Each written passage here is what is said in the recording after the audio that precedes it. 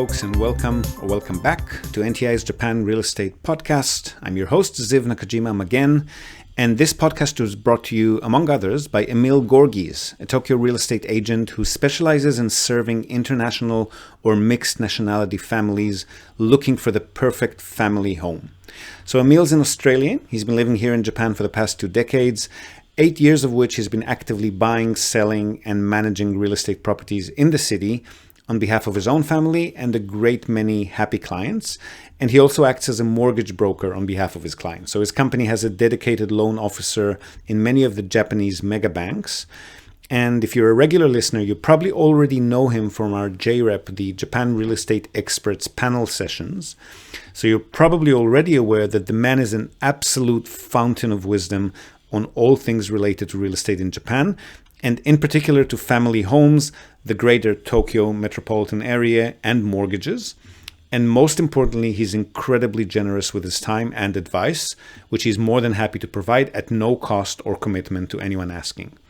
So if you've been thinking about buying your home in Tokyo, but you've been sitting on the fence for a while, or if you just want to have a chat in English with a real expert, drop him a line on emil.gorgis, that's emil.gorges,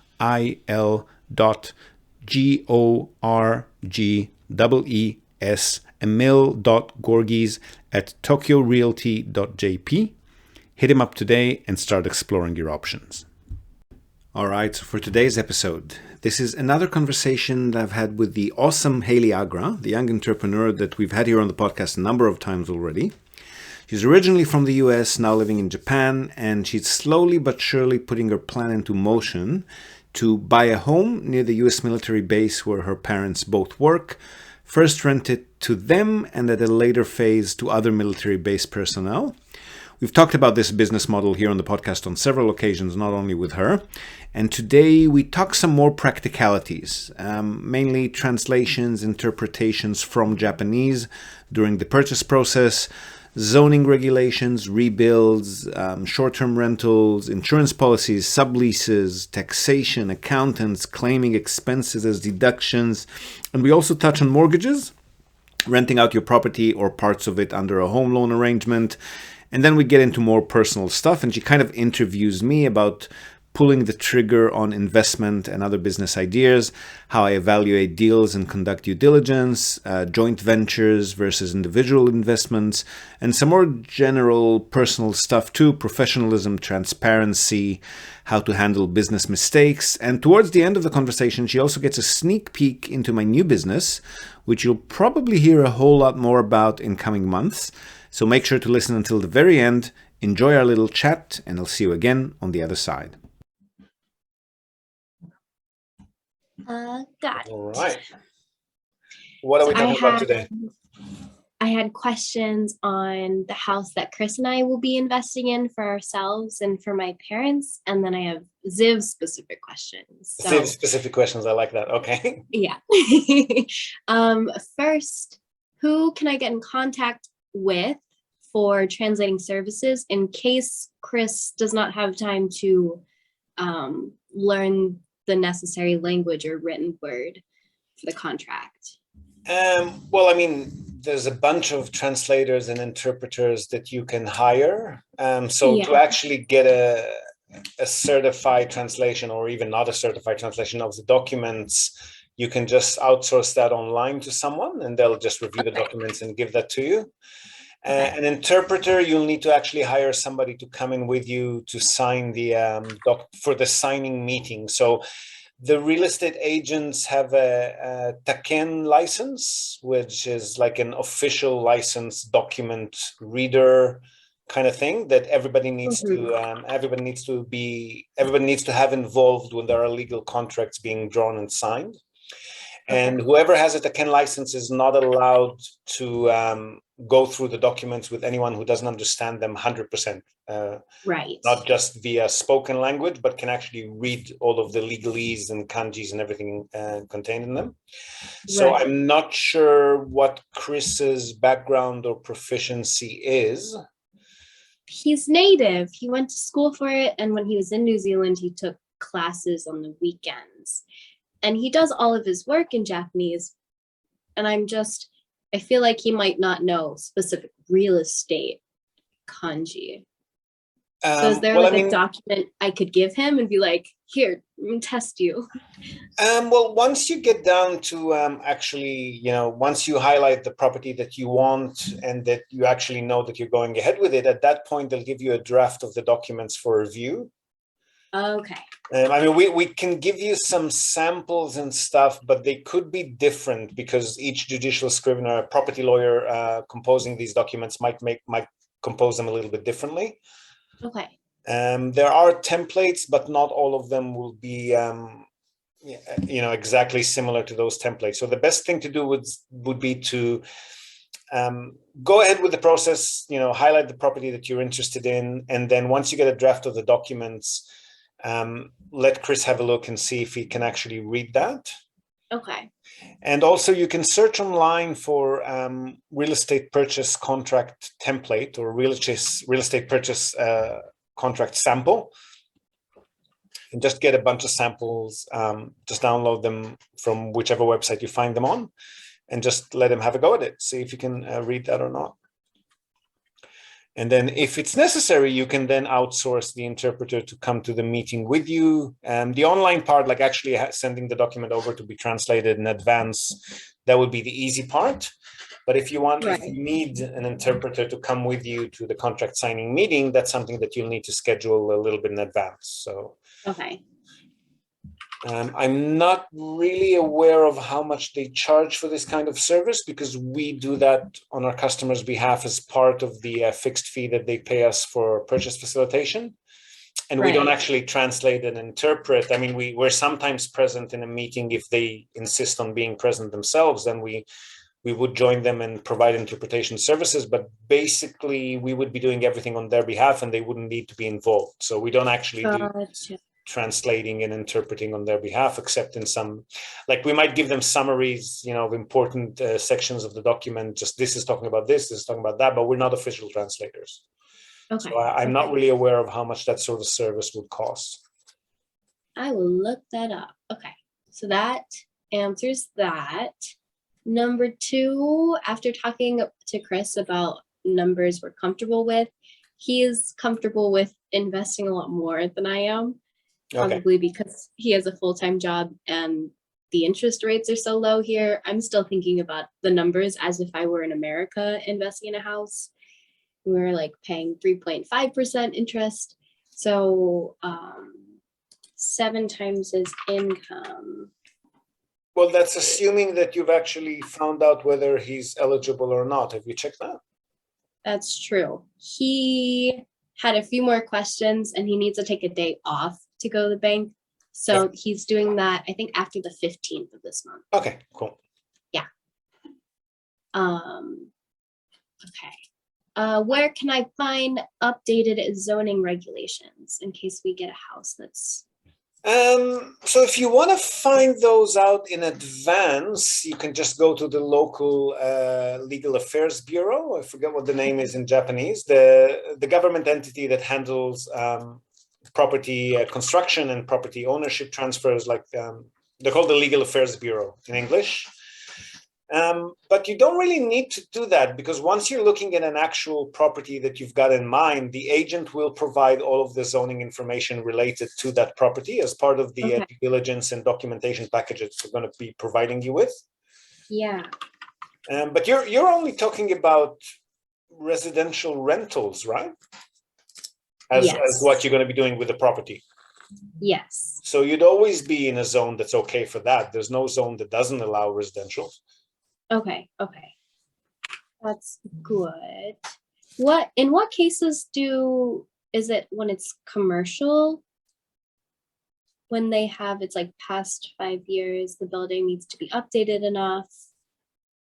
Or I think I was listening to one of your podcasts and it said something about updating zoning regulations. Maybe it had something to do with Airbnb or like short-term rentals. I'm not sure about the 5 years thing, but basically the zoning if you're going to be doing rentals, and in your case, you're talking about military personnel rentals. So those are normal residential leases. Yeah. It's not Airbnb. It doesn't fall under the Minpaku legislation. So any zone would be okay for that. What you need to maybe think about zoning for is if you end up in the future wanting to rebuild a new property on that same land parcel, then if the house is old, then yes, the zoning, not the zoning, but the building restrictions might have changed in the sense that you're not going to be able to build the same size structure. Okay. And in some extreme cases, like if the land parcel is really small and the house almost completely fills up the entire land, then you might not be able to build up any sort of residential structure on it because building restrictions have changed. Okay. So you need more setback from the public access road. You need a certain width for the road leading into the property for emergency vehicles to be able to drive into it.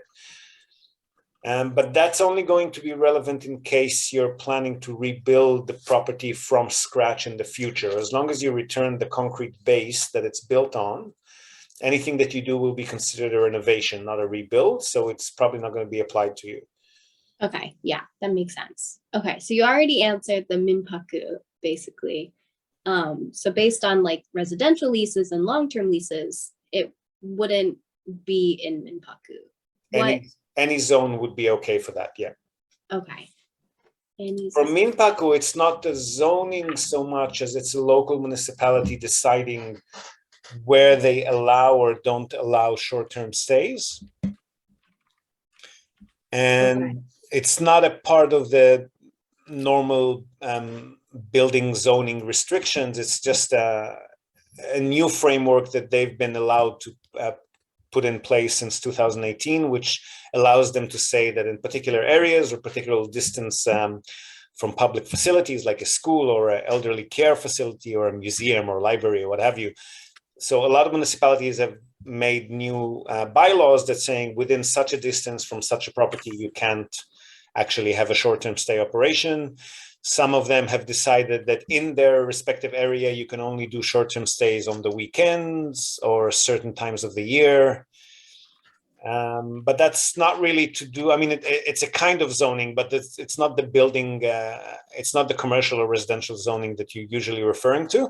Although some of them might lump that together. So they might say, okay, if it's a strictly 100% residential zone, then we don't allow any short-term stays in that area. And to find that out, you go to your local, again, I forget the name in Japanese, I'm sorry. Okay. Safety and hygiene or fire and safety. It's a division of your local city hall, the Kuyakusho, that handles short-term stays, among other things. Okay. But that's not something that's you. I mean, if you ask the agent to find out for you, then they will, but it's not going to be part of the normal due diligence that you're going to be getting about building restrictions. So you do need to ask them about that specifically. Yeah, because I could foresee myself living there and Chris living there in the future and then like renting out a room short term. And I think there's like half Minpaku or something like. Yeah, so that's, I mean, Minpaku usually refers to that sort of arrangement of people actually renting out rooms in their home or maybe casually renting out the home when they're away. Yeah. But I mean, if you're subleasing a room at your place to somebody who's going to be staying there for a month or more, you're going to be doing that with a normal tenancy lease in any case, right? Like the Minpaku relevant issues come into effect when you're renting out by the day or by the week. You're actually having guests check in and check out. It's not referring a normal kind of share house or not guest house, like a share house or flatmate situation is not really Minpaku. That's just a sublease. Okay, that makes sense. Regarding safety, I think it was fire insurance, aka natural disaster insurance. Do you know about how much that costs, or it differs depending on? It does vary, but it's not a huge amount. If you want, let me just dig up one of the recent properties that we've done. So you're talking about a normal wooden house, right? Yep. Yep. So just going off something that we've done. Give me a second. Insurance, fire insurance. Let's take this one. So your typical 4 or 5 bedroom home, let's say up to 150 square meter-ish, that's usually going to be about 150 to 180,000. Let's call it worst case 200,000 yen for 5 years. 200,000 yen for 5 years. Yeah. So not much at all. Okay. That's like 400 $400 a year. Not bad.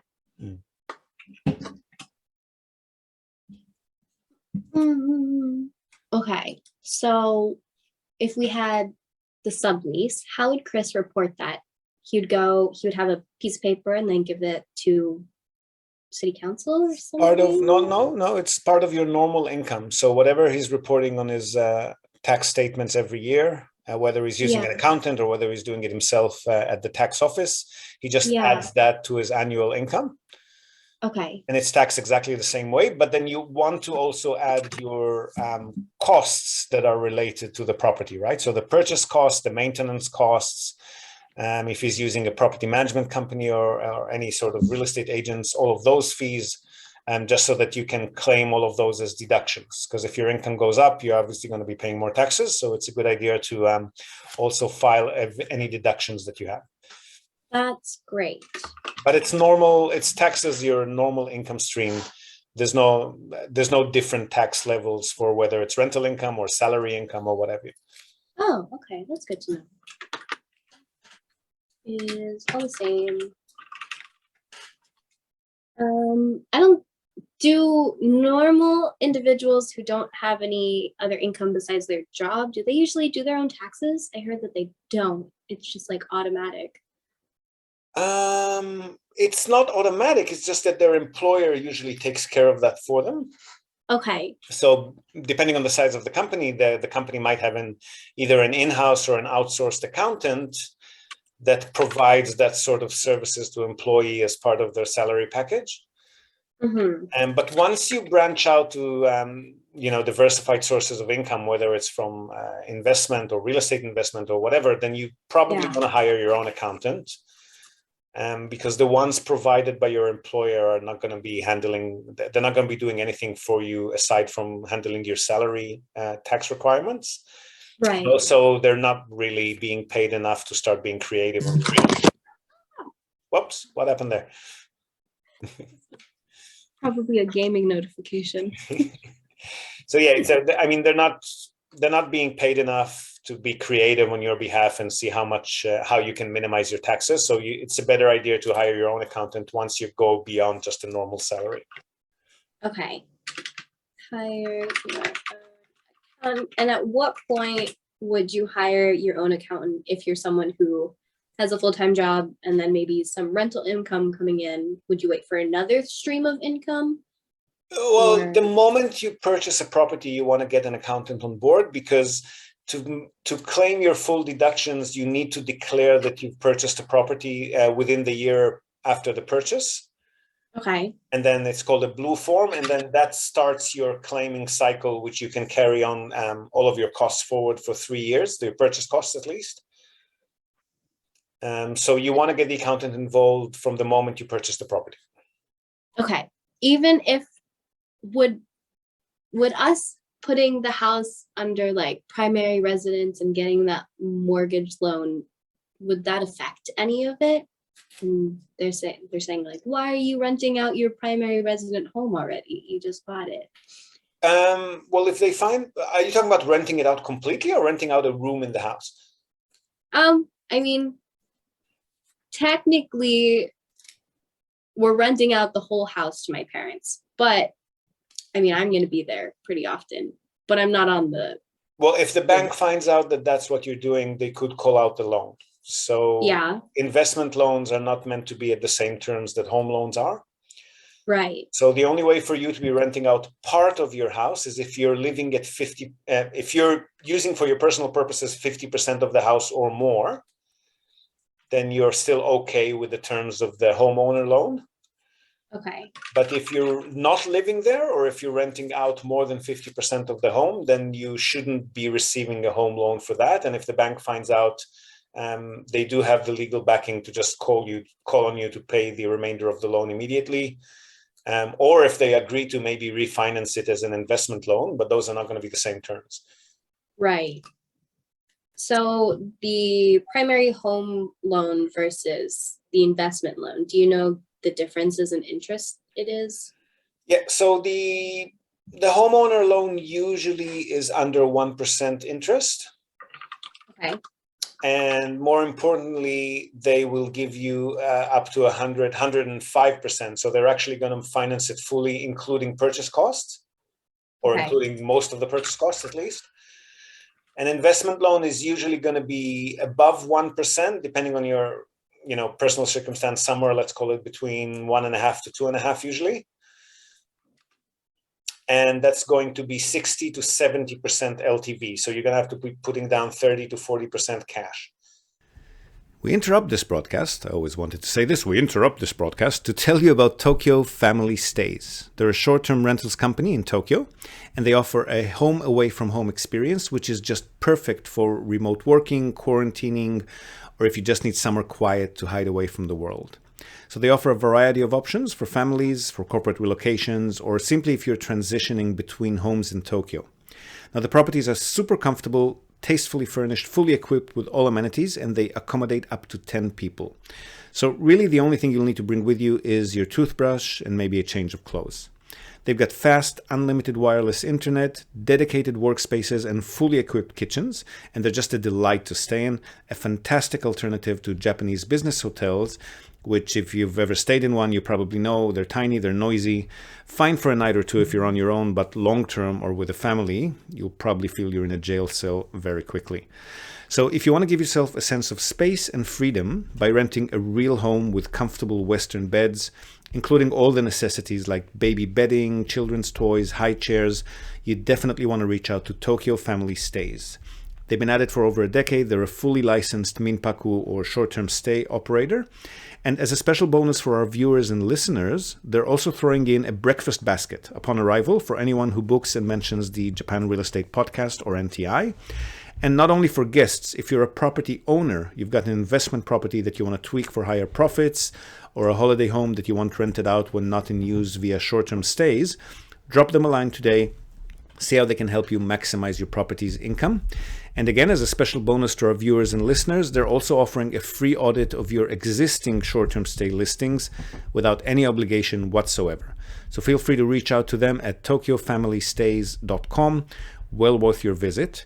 And again, if you're in the market for a family home in or around the Tokyo metropolitan area, Emil's your man. Don't be shy to reach out to him as well at emil.gorgies, Gorgees, at tokyorealty.jp.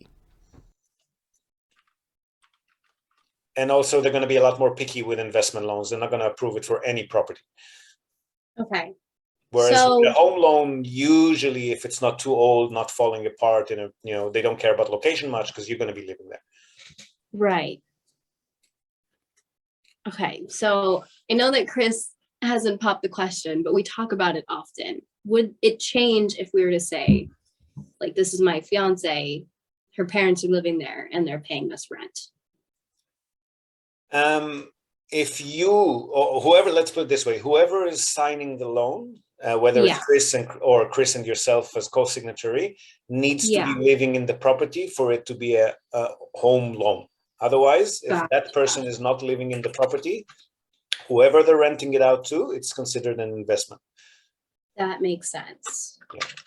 I mean, look, it's a different situation if, for example, if you purchase the property for yourself to live in and you've lived it in for a few months, and then let's say for some reason you get relocated, your work takes you to another city, then while you're not living in the property, it's okay for you to be renting it out to someone. But this is under the assumption that it's a temporary arrangement and then you've been relocated overseas or to a different location within the country for a certain period of time and you're meant to be coming back, right? Yes. So the bank is not going to come looking for you, but if for any reason they find out that, it's a permanent arrangement, or if, for example, you've changed your address and the bank sends you post and the post comes bouncing back, Yeah. they will be making inquiries and they would potentially ask you to pay off the loan.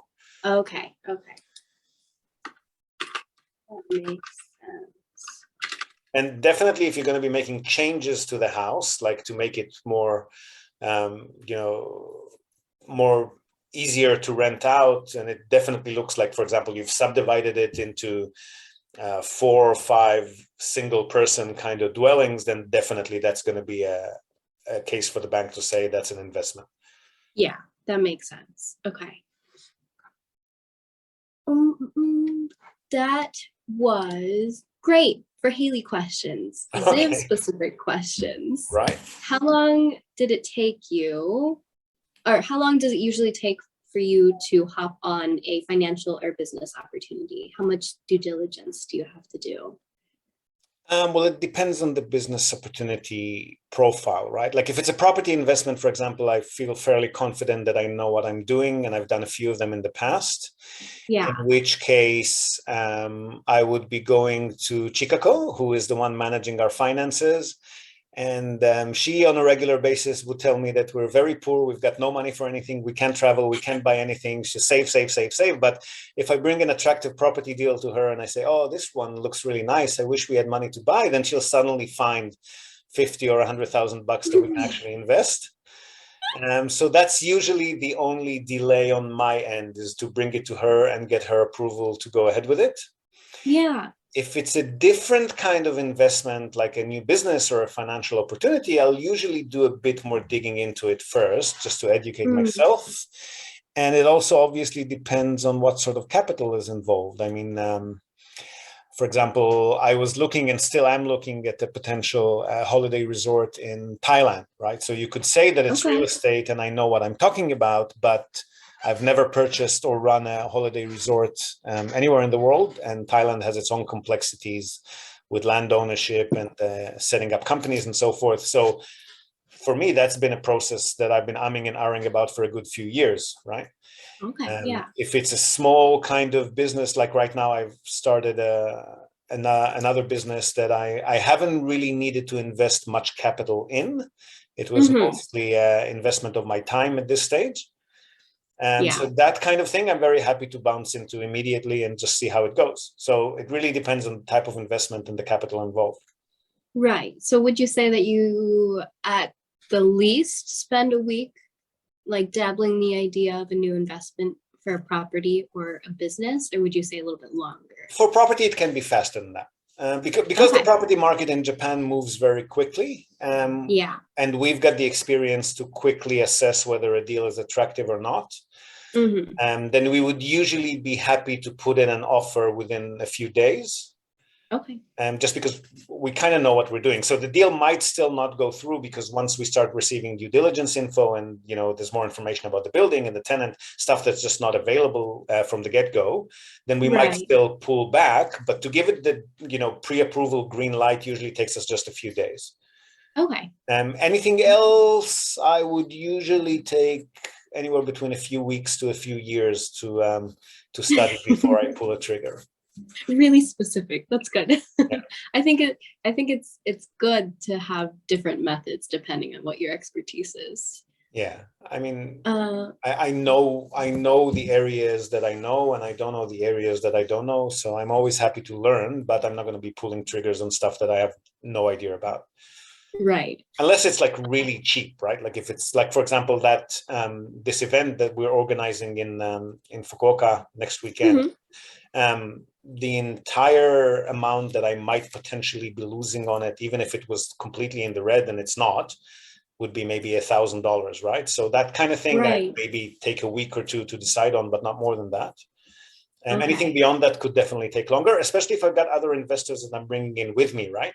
So if I'm going to be, I'll always have some skin in the game, but if I'm going to be putting in, let's say 10% or 20% or 50%, and other people are going to be joining me and putting in, the rest of the money, which could be the majority of the capital, then I would first make sure that I can present it to them knowledgeably enough for them to be maybe interested, and that I'll be able to answer questions.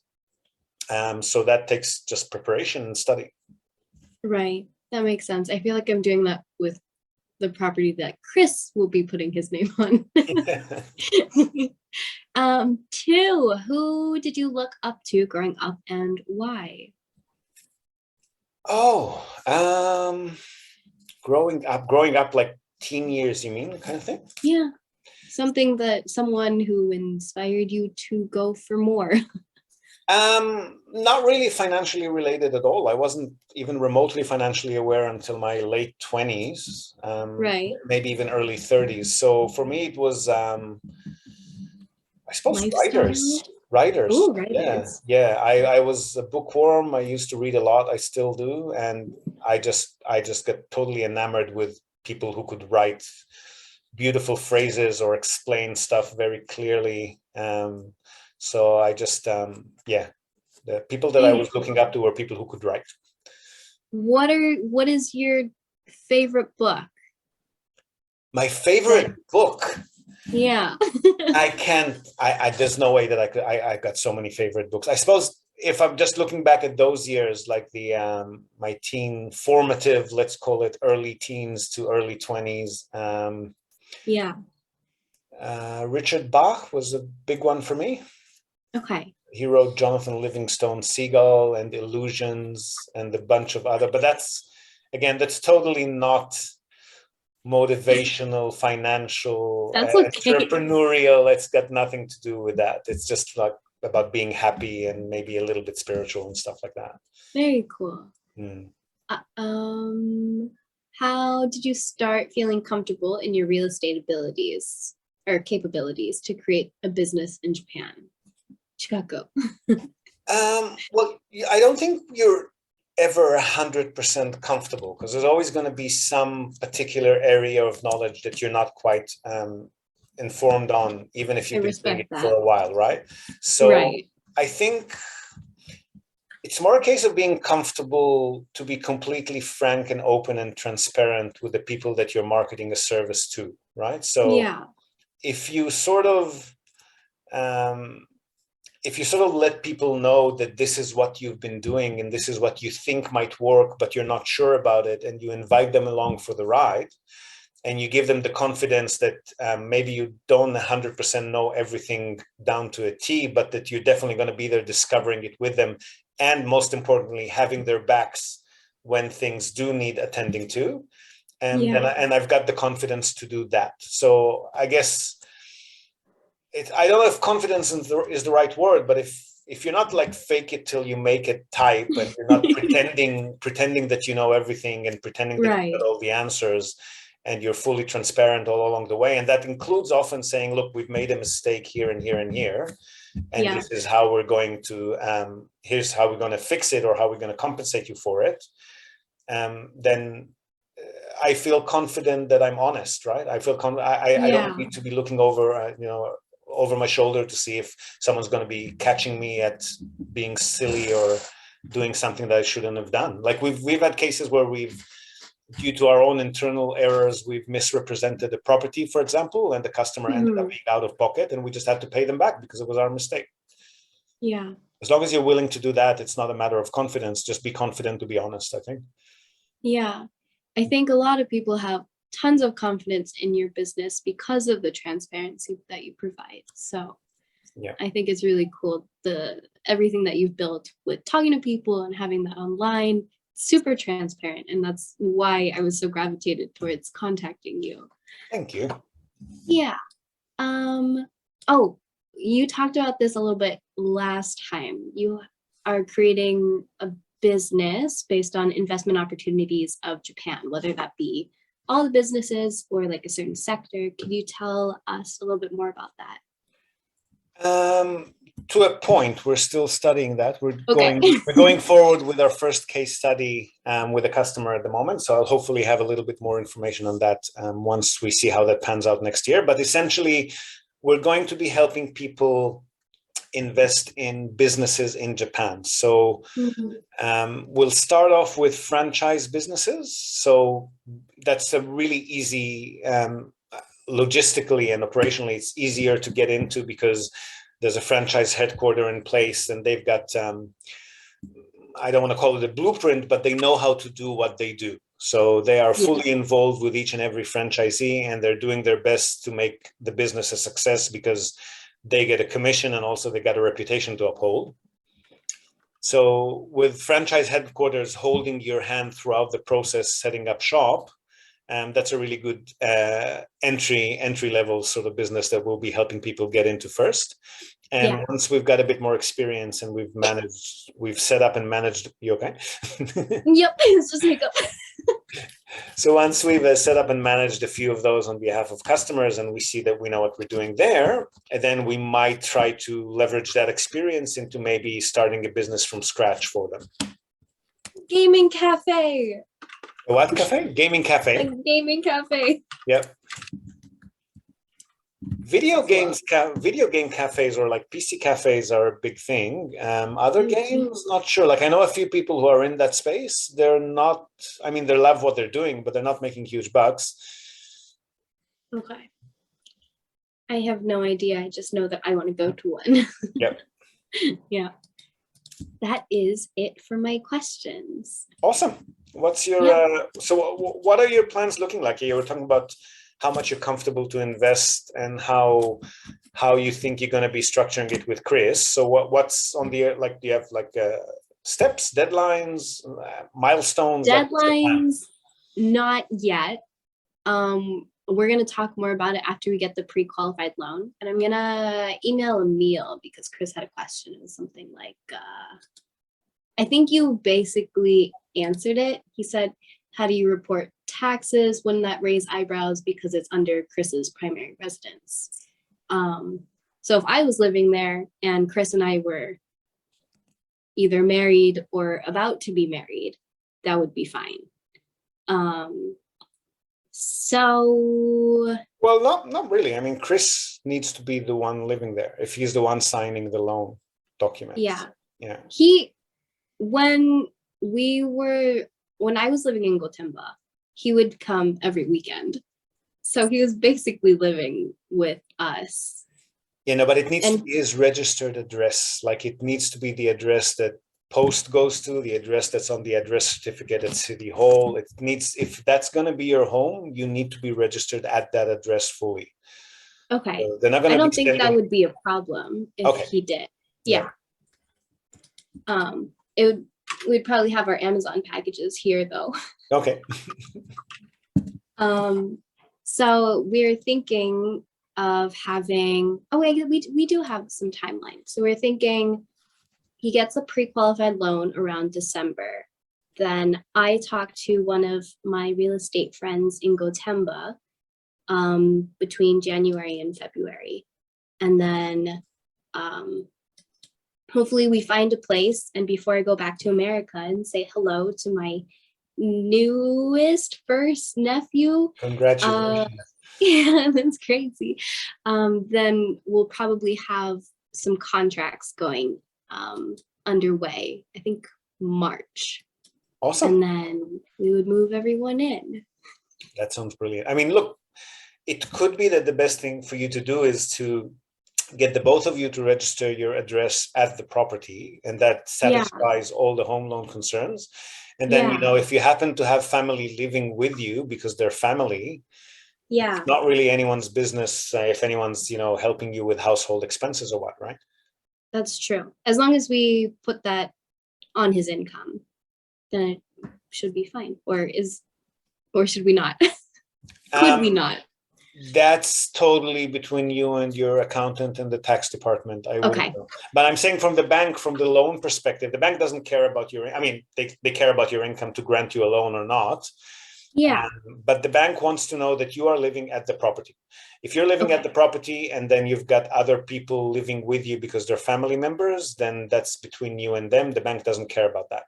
Whether you're going to be declaring, you know, whatever money they give you for whatever purpose, whether it's household expenses or to pay the bills, or whether it's officially called rent because they're renting a room from you. Even if they're renting a single room from you, but you're using 3 or 4 of the bedrooms aside from that, that still qualifies. The home loan qualification. So that's fine. That is wonderful. But yeah, that's the deadlines and the timeline for what we're doing. And it seems like it's going fast but slow at the same time. So springish is when we're thinking we might see a property. Yeah. Awesome. Looking forward to that. And send me them if you want me to give you like just my 2 cents on any particular potential property. Don't be shy. Send them over. Okay, I will. Maybe we could do it during a meeting and I can like screen record or show so we can look at them together. Sounds good. Yeah. All right. Good speaking with you. Anything else? I'm good. Okay. I hope you have a wonderful day. Thank you. Bye. Bye.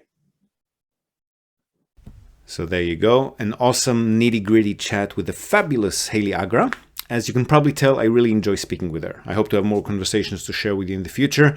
And if you liked what you heard there towards the end about the new franchise business setup service that I'm going to be providing to investors, this should be doubly interesting, by the way, to those among you who are actually looking for a way to get a visa to actually live in Japan. It's a lot more achievable this way than it is actually via property investment. So don't be shy to reach out for a chat if this interests you at all. And again, you'll probably hear a lot more about this project in coming months. So watch or listen to this space. Now, before we go, we're also, as always, going to tell you and also link to our other sponsor's website. That's Hiroshi Shimizu, immigration lawyer and administrative scrivener. If you're thinking about moving here on a more permanent basis, or you're already in Japan on some sort of a temporary visa and you want to switch to a longer term or permanent one, or if you're considering setting up a local company or a branch office of a foreign company and you've got any sort of business or visa related inquiries, or even if you just want to find out what your options are on any of these topics, feel free to contact Hiroshi Shimizu. You can find him at japanimmigrationexperts.com. And he can help you set up a company, apply for any kind of visa, or just provide you with the best advice and extremely affordable consultation related to these topics. And he's already done that for many of our listeners. So feel free to reach out to him. Again, that's japanimmigrationexperts.com, and you'll be well on your way. And that's it from us for today, folks. Hope you've enjoyed this episode of the Japan Real Estate Podcast. Do share it with your networks, and please let us know what you think. So leave us a short rating or review on the iTunes Store, on Spotify, or just drop us a line in the comment section of wherever you might have found this episode. We love hearing from you. Hope to have you with us again next time, and until then, have a great day or night ahead. Yoroshiku.